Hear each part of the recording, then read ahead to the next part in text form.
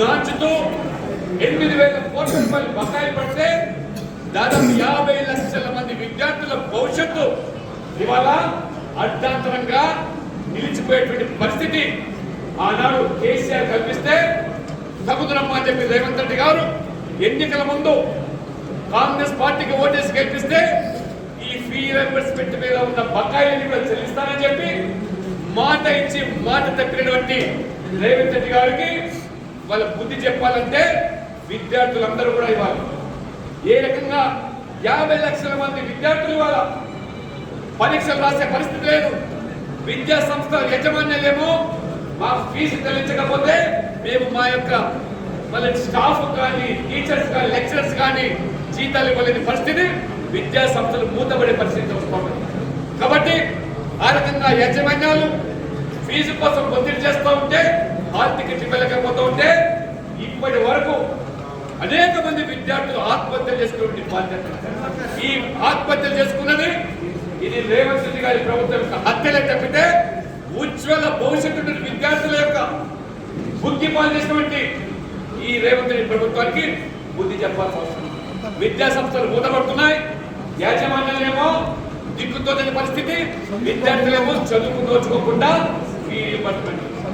నిరుద్యోగ యువత చదువుకొని కష్టపడి డిగ్రీలు పొంది మరి కళ్ళకు ఒత్తులు పెట్టుకొని నోటిఫికేషన్ల కోసం ఎదురు చూస్తూ ఉంటే ఆనాడు కేసీఆర్ మోసం చేశాడు.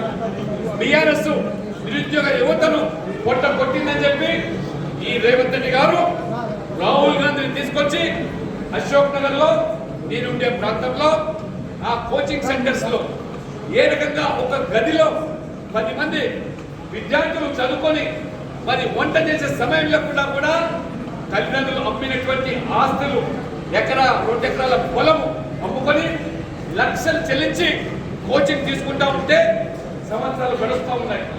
నేను చూస్తా ఉన్నాను అక్కడ ఉండే ప్రాంతంలో ఏ కోచింగ్ సెంటర్ కూడా 2 లక్షలు 3 లక్షలు 5 లక్షలు. తల్లిదండ్రులేమో మా బిడ్డ ప్రయోజకుడు అవుతాడని చెప్పి ఆస్తి అమ్మి హైదరాబాద్ పంపిస్తే సంవత్సరాలు గడుస్తున్నాయి. ఈ రాహుల్ గాంధీ ఏం చెప్పాడు? కేసీఆర్ సంఖ్యలో ఈ యువతను ఆదుకోవడానికి మేమున్నాము, ఓటేయని చెప్పాడు. మొదటి సంవత్సరంలోనే 2 లక్షల ప్రభుత్వ ఉద్యోగాలు కల్పిస్తాను, మీరు ఓటేయని చెప్తే అమాయకులైనటువంటి నిరుద్యోగ యువత నమ్మి మోసపోయినారు. ఇవాళ సంవత్సరం అయిపోతున్నది, 2 లక్షల ఉద్యోగాల సంఘం జరుపుతూ ఉంటే 20 ఉద్యోగాలు ఎన్నుకోకుండా ఏ రకంగా మోసం చేశారో రాహుల్ గాంధీ వచ్చి అశోక్ నగర్ లో వాళ్ళ ముక్కు నేలకు రాయాలి, క్షమాపణ చెప్పాలి. నిరుద్యోగ యువత ఈ ఎన్నికలు తిరగబడి రేవంత్ రెడ్డి గారికి పూర్తి చేయకపోతే ఈ రోజు నోటిఫికేషన్ లేవు, ఉద్యోగాలు లేవు. మెగా డిఎస్సీ అన్నావు నువ్వు, ప్రభుత్వ పాఠశాలలో టీచర్ల కొరత ఉన్నది, మేమొస్తే మామూలు డిఎస్సీ కాదు మెగా డిఎస్సీ 50,000 60,000తో ఒక్కసారి భర్తీ చేస్తామని చెప్పాడు. ఇవాళ ప్రభుత్వ పాఠశాలలు టీచర్ల కొరతతో ఇవాళ విద్యార్థులు లేక రేషనలైజేషన్ పేరు మీద ఈ ప్రభుత్వ పాఠశాలలు మూతపడుతుంది. 100ల సంఖ్యలో ఇవాళ ప్రభుత్వ పాఠశాలలు మూతపడుతూ ఉన్నాయి. ఇవాళ విద్యా వాలంటీర్ల వ్యవస్థను ఎత్తివేశారు.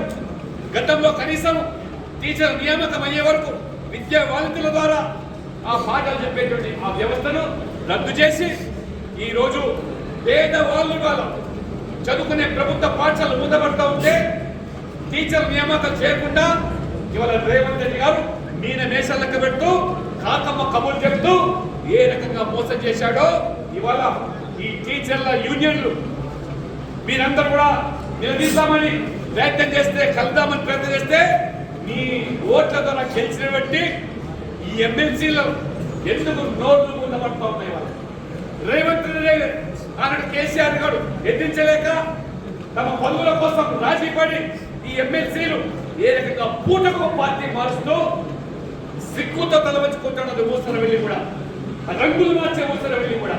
అంటే ఊసరవెల్లిని మించిపోయి ఈ ఎమ్మెల్యేలు ఎమ్మెల్సీలు ఏ రకంగా పార్టీలు మార్చి రాజకీయ పబ్బం పెట్టుకున్నారు తప్పితే టీచర్ల సమస్యకు పరిష్కారం చూపడం లేదు. Please subscribe to the channel and download the Politicos app from the links in the description.